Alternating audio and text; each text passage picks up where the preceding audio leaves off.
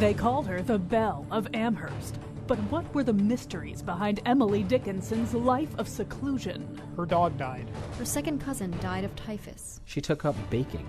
For 135 years, one mystery has confounded everyone. How did hope lose its feathers? Her high school principal died. Her mother was cold. She wrote a lot of poems you can sing to the tune of Yellow Rose of Texas. Now, one documentary unlocks the mystery. That was the third time I said mystery. That was the fourth. She was a mystery. There were more mysteries than anyone knew. If you look up mystery in the dictionary, there's a picture of Emily Dickinson. That's not literally true. This holiday season, from the producers who brought you Salinger, comes the tale of tangled sexuality, tragedy, betrayal, and totally mysterious mysteries. You didn't stop for death. Now it kindly stops for you. Dickinson in 3D, not yet rated. And now the secret 14-year-old mistress of Dr. Seuss, Colin McEnroe.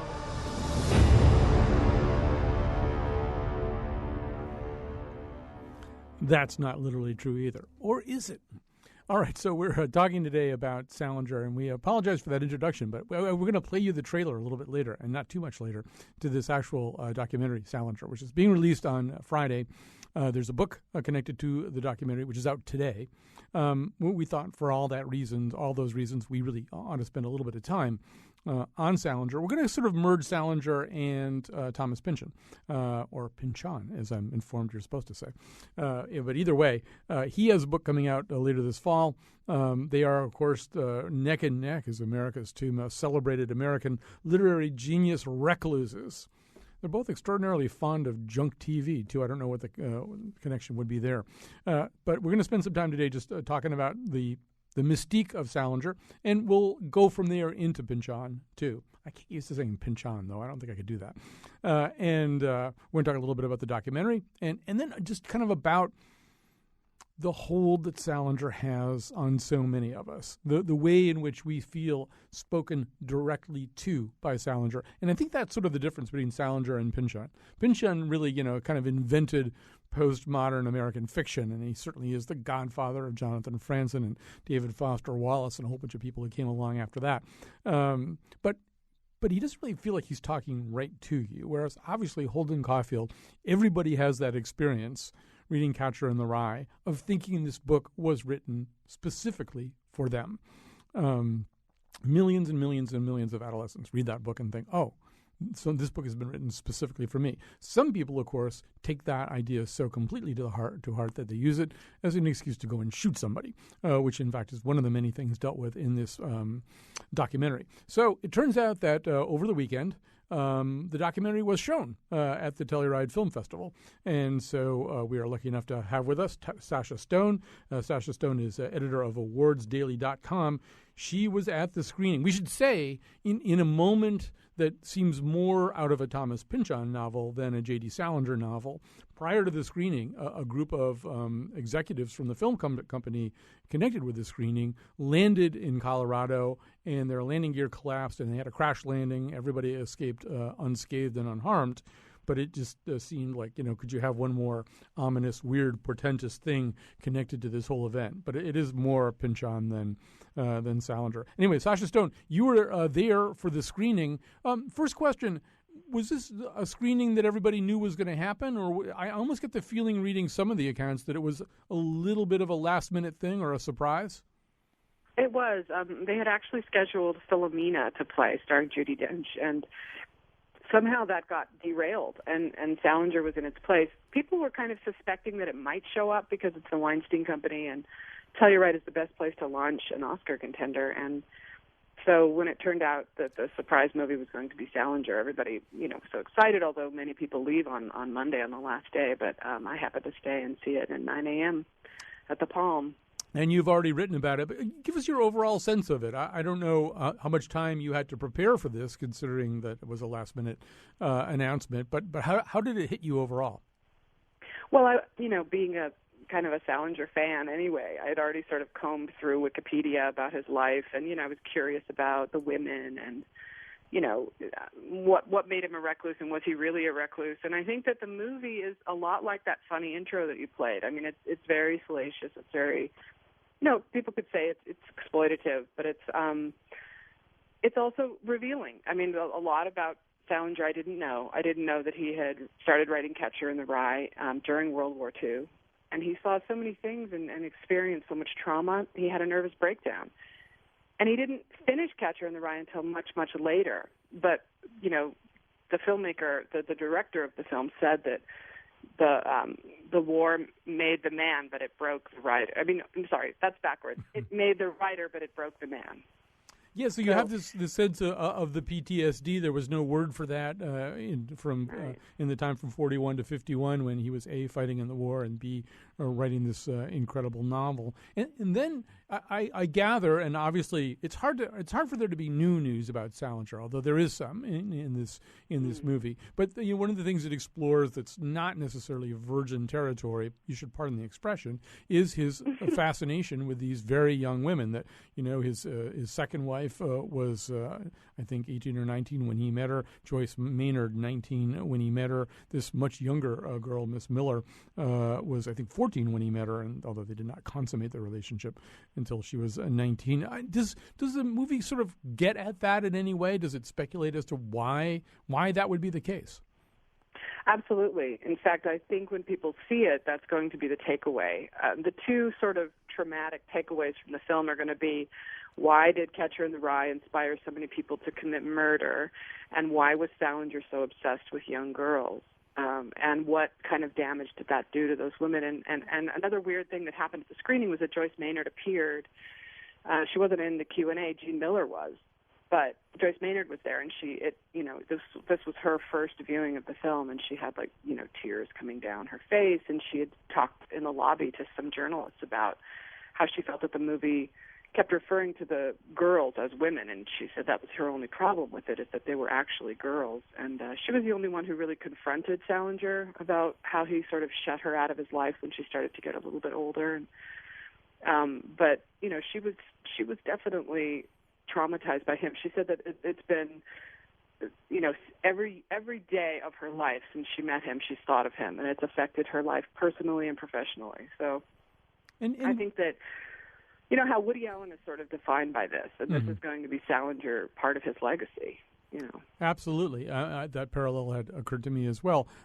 So I know less about, because conventional biographies of Salinger, or the Paul Alexander or the Ian Hamilton book about trying to write a biography of Salinger, they don't go in so much to the Mark David Chapman and other killers or shooters who seem to have somehow or other been inspired by Catcher in the Rye. It's just sort of not normal terrain for a biographer. So I know less about that, less about what even these guys say about it. I can see from the trailer they have a clip of Mark David Chapman actually talking about it. So it's, in a nutshell, without wrecking the movie for anybody, I mean, what did you get out of all this? Well, first I should just say at the top that there are a lot of photos and video footage of Salinger that have never been seen before, and they make several announcements about his future published works that no one knows about. So just on that alone, people should see the movie to see there's only one photo of Salinger writing Catcher in the Rye, and that's during World War II. You got to see that. I mean, it's wonderful. They show Mark David Chapman explaining why he killed John Lennon and referring specifically to Catcher in the Rye in his own words, and how he read from the book at his trial. So, but they also, apparently two other. So who else was it? It was Mark David Chapman and John Hinckley, who had read Catcher in the Rye, and then there was also the guy who stabbed that young actress. I can't remember her name, but they also found Catcher in the Rye in his apartment. But that's sort of in my opinion, a dubious connection, because yes, they found the book in his apartment, but that doesn't necessarily mean it inspired him to. It's Rebecca Schaefer, to stab Rebecca Schaefer. So, but the movie doesn't tell the other side of that story, which is that you can't really make the direct connection between art and murder, I don't think. But they definitely leave it hanging, as the book, people connected with it, and loners especially, people who felt rejected by society. I imagine that a lot of the school shooters now, if they read Catcher in the Rye, they would identify with it. It just so happens that was, a prior generation probably. Yeah, I mean, I think part of it is everybody connects with Catcher in the Rye, so it's not too surprising that this particular subset connects. In other words, generationally, in terms of, as you're not even just loners, but any kind of disturbed adolescent, which is pretty much all adolescents, find this kinship with Holden Caulfield. So in some ways, it may be just a function of the book's incredible pervasiveness and incredible popularity, particularly among people who have not sort of completed the transition into adulthood. That just could be one reason it just turns up over and over. Listen, Probably, Sasha Stone, great to talk to you. People should read more from you, including your review, awardsdaily.com. Thanks so much for joining us again on short notice from Telluride. Thank you. Oh, thank you for having me. Okay, bye-bye now. Thanks. As we go along here, some of you are going to want to talk about Salinger yourselves. Our number is 860-275-7266.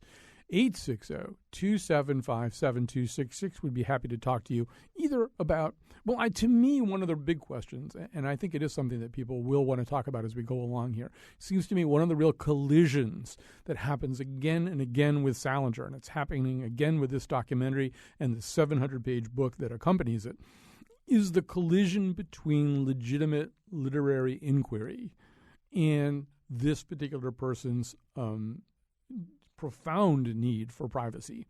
And it happens, as I say, again and again with Salinger. He's a titanic literary figure, so people want to know more about him. And probably also, because he doesn't want people to know more about him, didn't want people to know more about him during his lifetime, that, of course, makes people want to know even more about you. But even so, let's forget even that he was like that. There would be just, as there is with any gigantic literary or artistic figure, a desire to know a lot more. And then you've got it smashing against his woundedness and his need for privacy. And so you may have thoughts about that, which should win the day. I think we know which is winning the day anyway. 860-275-7266 is our number. We're going to get into it now with Will Hochman. A little bit later, Donald Brown, a Pynchon scholar with the New Haven Review, will join us. But we're going to start with William Hochman. He is he's a Salinger scholar. He did his dissertation on Salinger in 1994. Been reading Salinger since he was 10. He is the co-author of Critical Companion to J.D. Salinger, a literary reference to his life and work. He's joining us now by phone. Will Hochman, I know you haven't seen the movie yet, but I think you've gotten your hands on the book that accompanies it, right?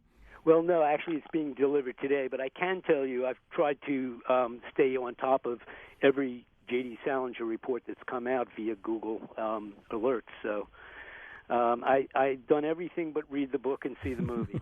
All right, well, let's jump ahead in the conversation to the pig in the python, and that is, you just heard Sasha Stone say, well, there's sort of two big bombshells in the movie. One of them, the whole question of Salinger and young girls. The other one, the whole question of murderers who are attracted to his book. But there's another bombshell in the book, and that is in the movie, which is the suggestion that there is more Salinger to come. He hasn't published since 1965. Suddenly, we're hearing via this documentary that there are as many as 5 works that will be released, that there's even a predetermined schedule for their release. So, as a Salinger scholar, process this for us. Sure. I'm happy to be here and help if I can. There's really a great wealth of Salinger material that scholars have followed. So everything I've read about the book and movie, there aren't as many big reveals as may sound, but there's certainly some interesting information, and I'm really grateful for that. The books that will come out, I believe, will make me a happy old man because I'll have new Salinger books to read for a long time. But more importantly, Salinger stopped publishing for very good reasons and was misunderstood as a recluse. First of all, I don't know what the rules to being a recluse are, and I don't believe he's ever declared that he is a recluse.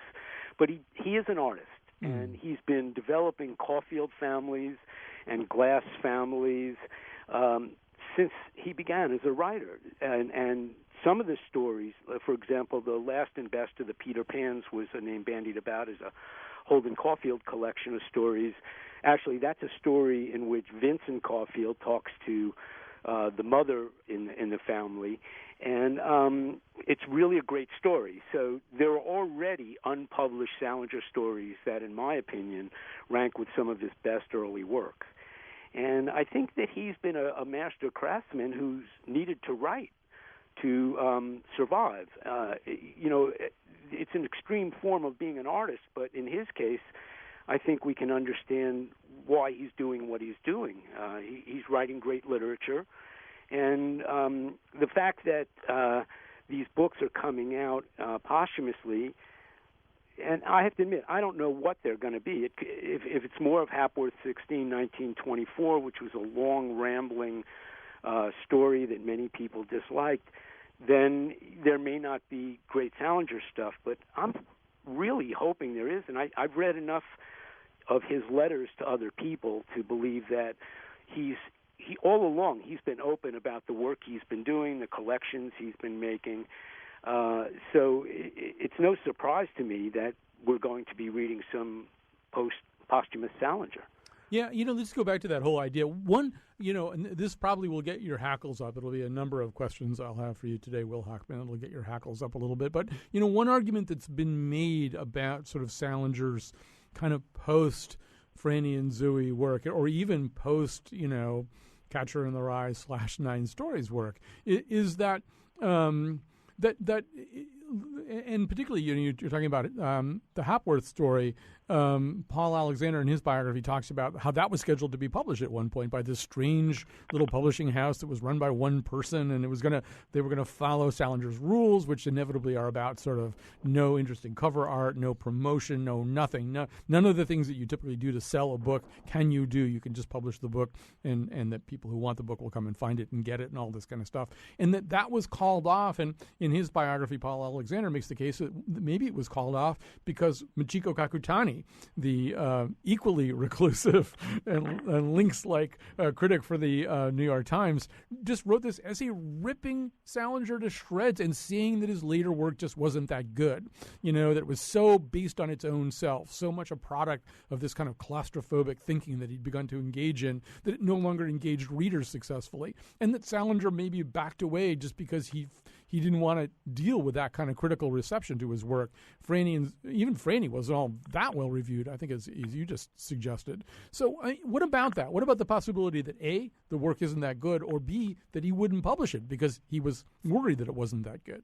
Well, I have to admit, I've probably written the only positive review of Hapworth 16, 1924 in a small magazine called Moonbeam that's out of print.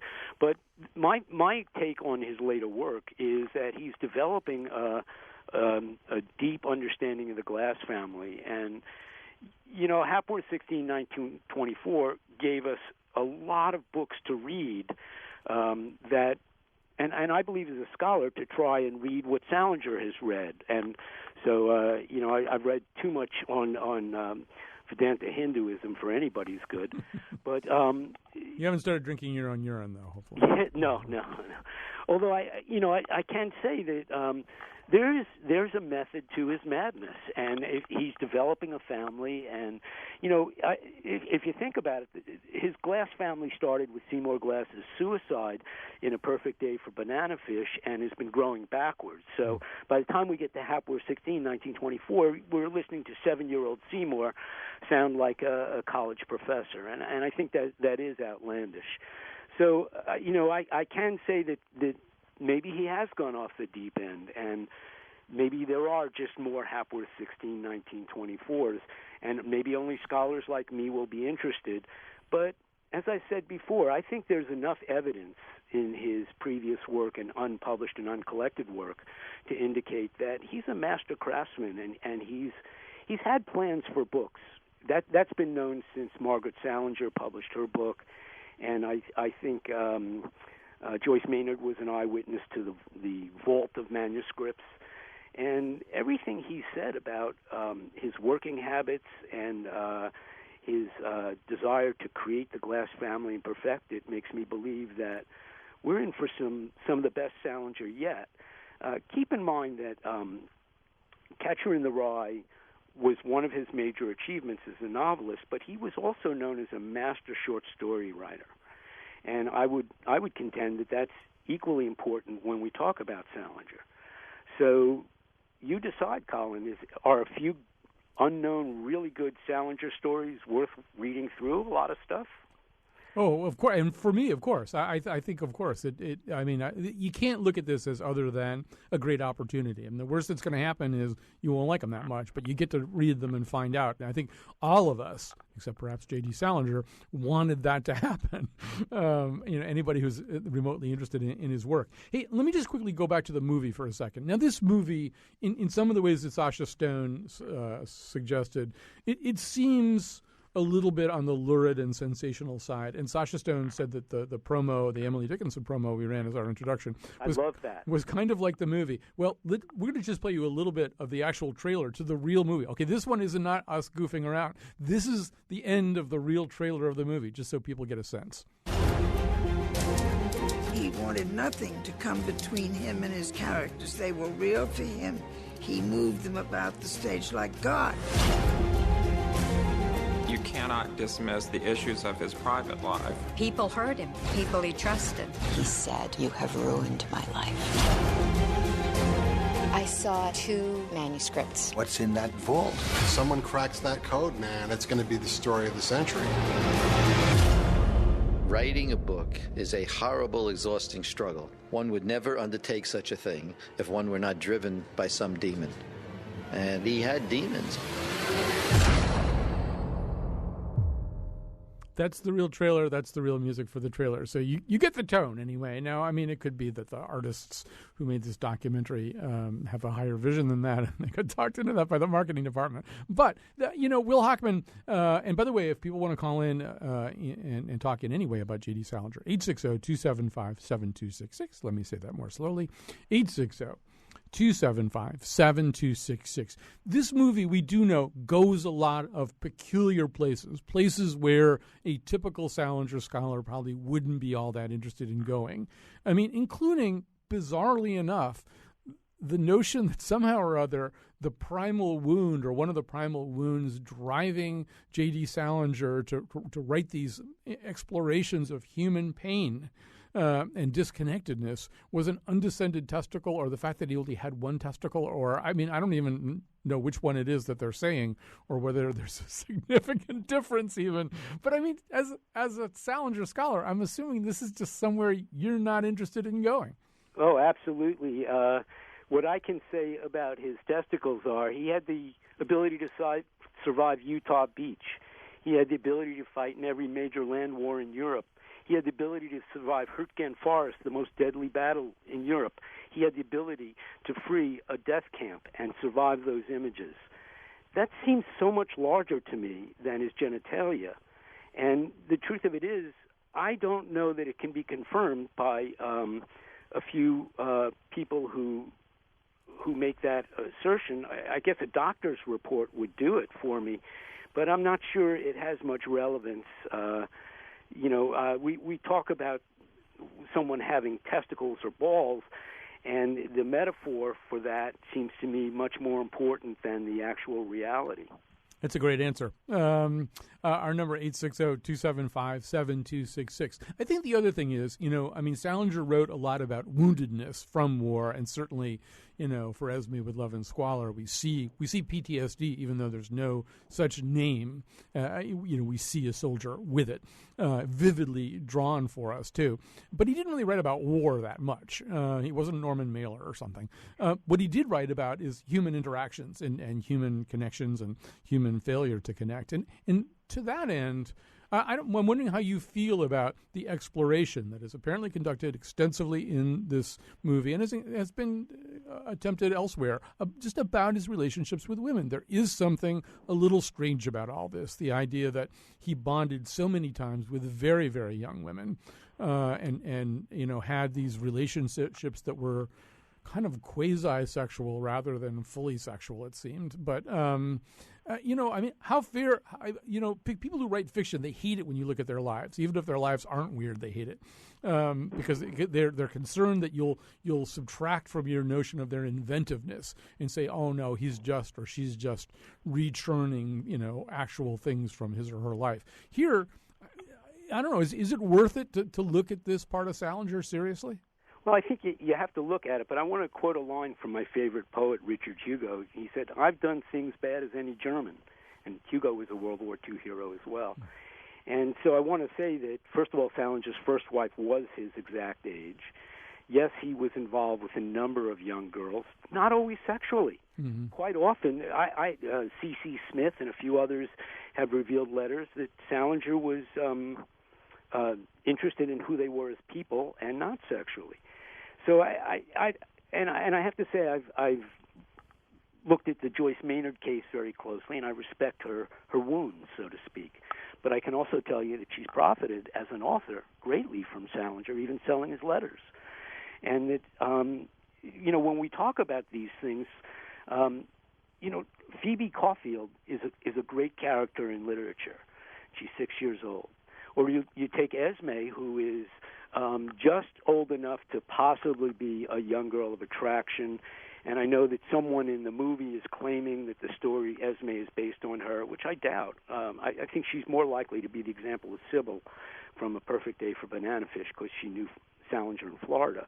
But the truth of it is Salinger is ambiguous, even in Esme, about possible sexuality, although I doubt it's there. And yes, the man had attractions, wives, and differences with a number of females, not the least of which his own daughter. He in a letter he once told E. Michael Mitchell about Matthew giving him another grandson, and this always kills me. And then he said, "And Margaret too has bread." So he did have. I think he did have a very sexist view of the world, quite possibly, but in those days, most people did. Mm-hmm. We're going to take a little break here. We'll come back with more of Will Hochman. We're going to come back also with Donald Brown, who's a Pynchon scholar, not uninterested in Salinger as well. We're going to talk a little bit about reclusiveness with both of our guests, but also about perfection, the sense we have, I think, that Salinger's work as it exists right now is kind of perfect. Salinger, I like your book, Catcher in the Rye. J.D. Salinger, you are an interesting guy. You were like, I can't take this anymore. I'm just gonna go hide in a little town in New Hampshire with some lady. All right, we're talking about J.D. Salinger. We're going to add to the conversation in a few minutes Thomas Pynchon as well, or Pynchon, as apparently we're supposed to call him. We'd love for this to be an interactive conversation with you. So if you've got your own Salinger memories, or as we get into the Pynchon section, Pynchon memories, 860-275-7266, or your axe to grind, either with the author or with the people who invade the space of the author, 860-275-7266. You may tweet us at WNPR Colin. With us right now is Will Hochman. He is a Salinger scholar, co-author of Critical Companion to J.D. Salinger, a literary reference to his life and work. One of the things that's it's interesting to think about is why we're having this conversation, why inevitably we will have conversations about J.D. Salinger that are kind of unlike our conversations about any other American writer. There really isn't anybody else whose allure, whose mystique is quite as universal, quite as enduring. And I wonder if one part of it is this sense that it's the existing work is kind of perfect. And especially, I think, Catcher in the Rye, I don't think anybody would change a comma in Catcher in the Rye. It is, it took 10 years to write, and it is, as what it is, a thing of perfection. And I feel as though the 9 stories, too, are as fine a collection of 9 stories by one American writer of short stories as there could possibly be. They're just right. They're just perfect. And they're just a beautiful dispersal, too, of topics and subjects and tropes. And I suppose one argument against releasing 5 more Salinger works is they might not be that perfect. What do you think about that? Well, a few things. First of all, I want to say I really don't believe he's written a manual on Vedanta Hinduism. Most of his exchanges with his Swami in the Vivekananda Center were thank you notes for the $500 that he gave them every year. There's no evidence that he was writing a book on Vedanta. So I'm not sure what's out there, but I want to tell you something. I did some research this summer at the Morgan Library, and I found so much gold in letters that he wrote to E. Michael Mitchell that other people have read and said, well, there's not much there. And I'm going to explain something in Salinger. I'm going to paraphrase Salinger explaining his writing and his attitude towards friends to his best friend. And E. Michael Mitchell meant the most to him as a friend. They were only friends together for a short time, but they were artists together very deeply. And he said to E. Michael Mitchell, I don't know really that the kind of life I live is tellable in any normal ways that friends tell each other other things are going. For the last 20 years or more, against very peculiar odds, despite quite a variety of interruptions and intrusions, a lot of them unnecessary and even malefic, I've been exploring things, looking into things with my writing, my fiction. What the result of it ultimately will be, I can't say, and I'm not sure that it's any of my business. The attractive assignment or task alone is what I've wanted. I've seen results before, and they interest me not at all. What I'm mainly trying to say, though, is that I felt unable to afford the marvelous distraction of first-class friendship, especially the kind you and Bet embodied in the old Westport and Stamford era. I've needed to stew endlessly, unbelievably in my own juice. That sentence says it all, as far as I know. Well, let's talk a little bit more about this reclusiveness, and I'm going to add to the conversation Donald Brown. He's one of our friends from the New Haven Review. He's a writer, critic, and scholar.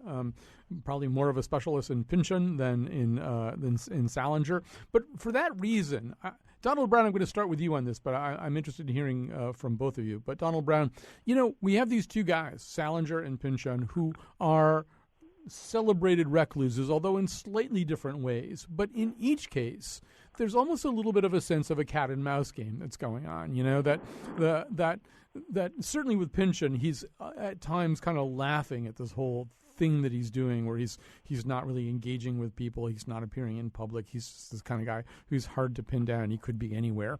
And with Salinger, it's been suggested by other writers that really he does a lot of things that continue to provoke interest in him, that he creates a tension between himself as a recluse and the appetite to know more about him. So, Donald Brown, first of all, what do you make of this whole idea of trying to get away from it all? Or, is it a real thing or is it a pose?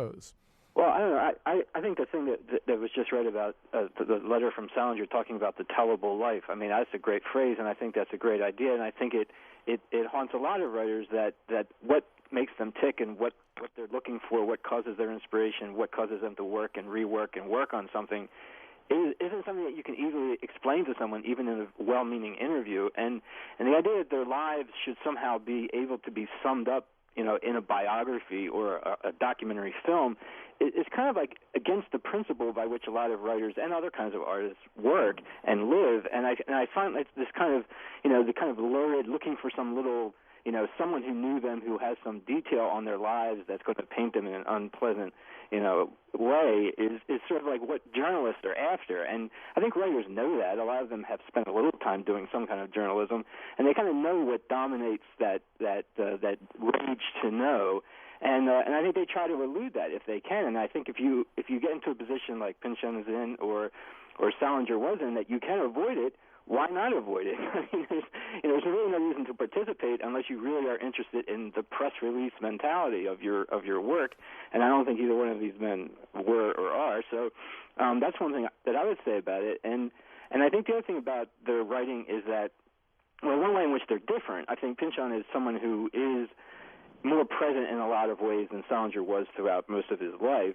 And I think that's, he clearly is interested in promoting his works. He's been, in the way that he chooses to do it, not just in the way that, as someone else might demand of him. But I also think it's interesting the point that you raised at the beginning about that kind of idea of identifying with the work. I think that with Salinger, the thing about Catcher in the Rye is it does seem to create this persona that people identify with, and they want to know they sort of feel that they already know. They somehow feel that Salinger and Holden Caulfield are synonymous, and they want to know that person, and they want to, they expect that person to welcome them and want to reach out to them and be their friend. And I don't think Pynchon has quite that kind of. I mean, people identify, a lot of writers do. They like the way that he can be so playful and hard to pin down as a writing persona, but they recognize themselves in him differently, and I think that's part of what's different about the two of them in terms of what their audience is looking for from them. Yeah, I mean, I think thousands and thousands and thousands. We have no idea how many thousands of people have gone, once again thinking they're the only people who do this, gone to Cornish, New Hampshire, and parked their car somewhere and sat around trying to catch a glimpse of Salinger. I mean, just so many people do this, and people I know would tell me about this, and I would always think, you idiots, leave this poor guy alone. He doesn't want you there. But nobody would do that with Pynchon, and Donald Brown, just to pursue that for a second, I think what you're saying too is, because of the intimacy of the bond that's established between the reader and Salinger and Holden Caulfield, you want more contact. Whereas with Pynchon, kind of part of the fun of Pynchon is not knowing, and knowing that he's kind of laughing up his sleeve. Well, that's what I think. I read him when I first read him. As sort of like in the 70s, he had disappeared. I mean, after the publication of Gravity's Rainbow, he was gone, and that created this kind of image of he's in hiding for some reason, or he's so paranoid that he feels that the forces of the authorities would be after him in some fashion. It was easy to romanticize him into this kind of figure who's hiding out in Mexico or something.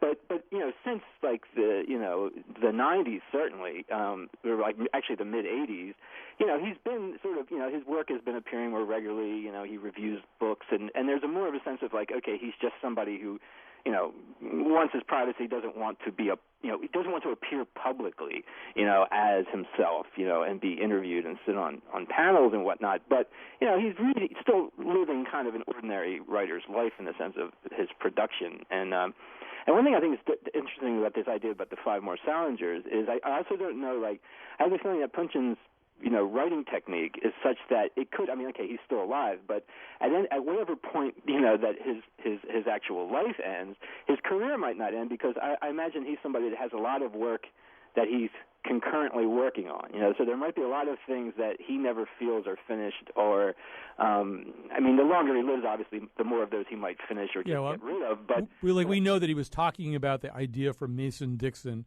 circa 1970, and he published it in 1990 something. Yeah. And I don't know what these books of Salingers are, but I sort of feel too that sense that these are writers that if they don't have to put it out, they're not, there's nobody saying, we need this book from you contractually or whatever, they can sit on it as long as they want and choose what to do with it or not, or it gets left to their estates to deal with. So I think there's a certain similarity there too. And also the fact that, I think their friendships are important to them, and, the way that their friends try not to, betray them in some sense, is also key to being able to maintain that kind of loyalty with people is important, and it makes you think of the people as the kind of people that the people who are their friends want to support and don't want to turn against just for the sake of sensationalism or something. Will Hockman, back to you for a second. I want to just go back to that whole question of reclusion and being a hermit. And, in the beginning of our conversation, you said, I'm not aware that Salinger ever called himself a recluse, and I'm not sure, how you qualify to be one. Although I think part of that is, it's sort of like Jesse James wouldn't call himself a desperado. I think it's something other people have to call you. But I'm just interested in knowing your sense of, and, as you know, other Salinger biographers have almost argued, well, what was a little bit of a cat and mouse game, and there were things he did occasionally to feed the interest in him. And God knows, looking at the work of Joyce Maynard, who was the torchbearer for this incredibly self-disclosing wave of baby boom writers, the most regurgitating of self or essayist, at her very young age that she could possibly be. Inviting her up to Cornish, New Hampshire just seems like a death wish for a hermit. But so is there? Do you believe that he had an unalloyed desire for privacy and reclusion, or do you buy the sort of, well, it's a little bit of a cat and mouse game? Well, first of all, I have to say the Paul Alexander thesis that Salinger was really a manipulator and boosting sales is probably very wrong, because Kenneth Slowinski details acts that Salinger did that actually do everything to sink the publicity and slow the book sales down of Catcher. So I don't think he was playing a cat and mouse game so much, or a marketing game. And I do think I like what Donald Brown just said. Salinger's friends were his friends, and Salinger even went to potluck dinners at churches and things like that. So I don't think he was, a hermit looking. There's a famous picture from the New York Post where Salinger has his hand up, almost saying, it's like trying to stop a bullet, only it's a photograph. And if you saw that photo, you'd say, oh, this is a recluse who can't handle the light, like a vampire can't handle the light. But the truth of it is, he was very friendly, and he corresponded to a lot of people for a long time. Even the Joyce Maynard stuff, it's not as cut and dried as it sounds. Her mother drove her up to Salinger's. Joyce Maynard was a willing participant, and in fact, it was a young author really taking advantage of an older author in some ways. And I just have to say, me too. I did a dissertation. I got tenure on Salinger books, and even you, Colin, on this show. We are feeding off Salinger in some way. Totally. And a guy has a right to say, okay, you can take what I put out there, but I'm not giving you the rest. Mm-hmm. Absolutely. All right, we're going to grab a break right here. We're going to come back with more of Thomas Pynchon. If you want to be part of that conversation, 860-275-7266, 860-275-7266. Where are you today? Did you ever make it home safe after they sent you off to the West Coast? After you saw your ghost?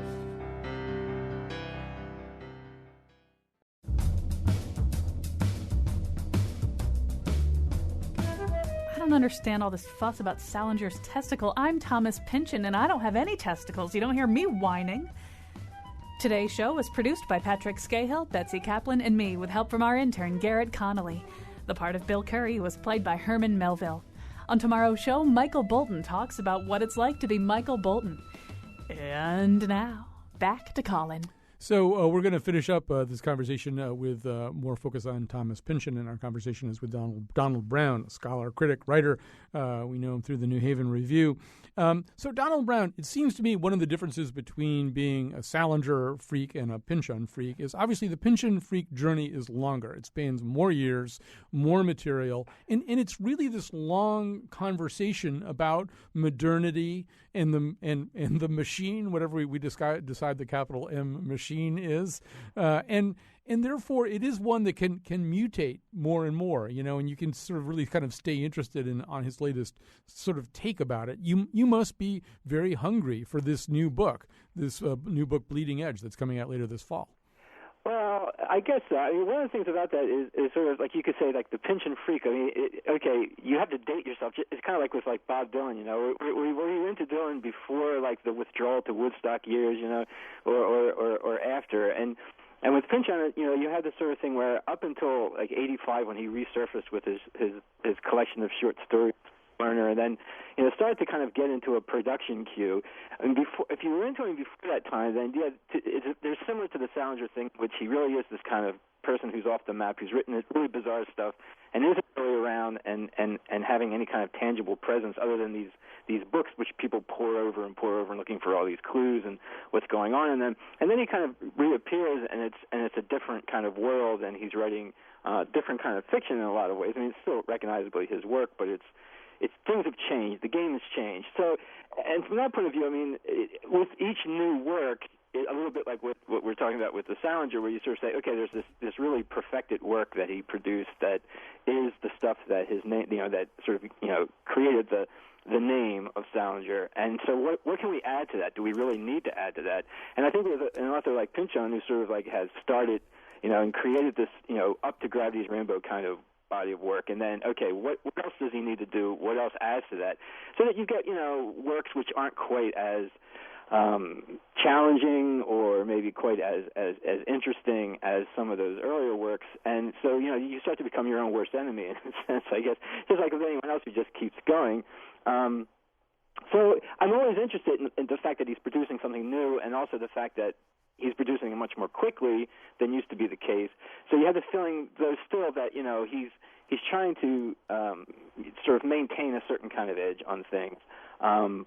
But does he still have does he still have it, I guess is what it comes down to. Yeah, and the Dylan comparison is apt, too, because I think there's also this sense, like the new book supposedly has references to Ace Ventura, Ally McBeal, Battlestar Galactica, Beanie Babies, Britney Spears, Geraldo, Pokemon, and he's very much kind of a creature of his moment and maybe even closer to the Don DeLillo we encounter in White Noise. And there's, I think for guys like you, there's sort of a red badge of courage. Like, I read Gravity's Rainbow. It was really hard.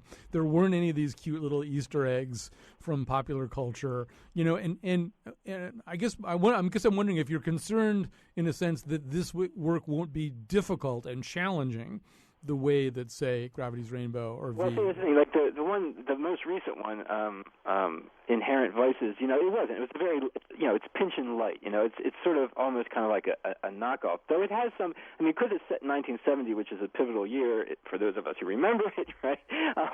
It was, I enjoyed the fact that he was going back to that time. But there used to be the kind of feeling, even like, sort of the era while people were evaluating Gravity's Rainbow when it was still relatively new. The idea that, he was a great writer of a kind of historical fiction, this kind of fantastic historical fiction, and that when he wrote about the present day or what was near in time, he wasn't as successful. And this was because a lot of people at that time didn't think that much of The Crying of Lot 49, which is now, probably one of the few books that is canonical of his that does appear on, university syllabi and gets assigned to people and they read it.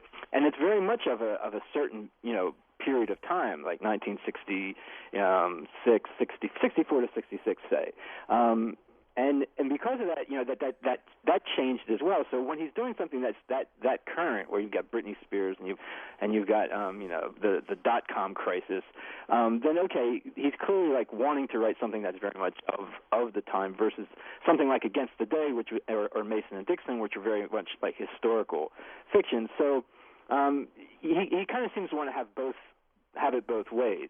And one of the things I think happened in my own evaluation was I sort of felt that way when Vineland came out, that it wasn't as deep as Gravity's Rainbow. It wasn't as significant. It wasn't as challenging. It wasn't even as funny. and so, that it didn't work. But as time has passed, I see it somewhat differently because the way that it captures that moment, and now it captures the moment like 1984, and the more that recedes in history, the book becomes more important as a gesture towards that time and as a kind of understanding of that time. So, I kind of think it's part of what someone like Pynchon may be doing at this point is just sort of saying, well, if I record, my version of this time that we're all living through, in times to come, this will be looked at differently, and the scholars of the future will have a different take on this work than we, his contemporaries will have.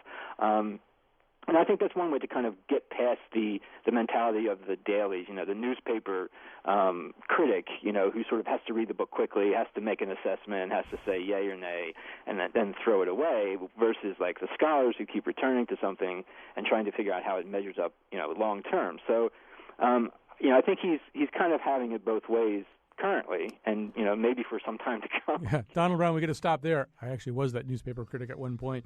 I do want to say about Thomas Pynchon two quick things. One of them is, you may remember, he did appear as himself on The Simpsons, voicing his own character in 2 different episodes, wearing a paper. The character wears a paper bag on his head on screen. Also, when he won the National Book Award, Ralph Ellison thought he was giving the award to Thomas Pynchon. It was actually an absurdist comic named Professor Irwin Corey, who Pynchon had sent in his place. So he does have a sense of humor about all this stuff. All right, we'll be back tomorrow with Michael Bolton.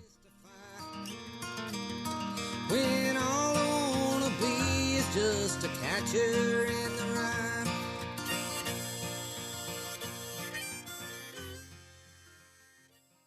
I'm Kyone Wolfe, and when J.D. Salinger died in his home in Cornish, New Hampshire on January 27th, 2010, He was, as usual, unavailable for comment. Too soon?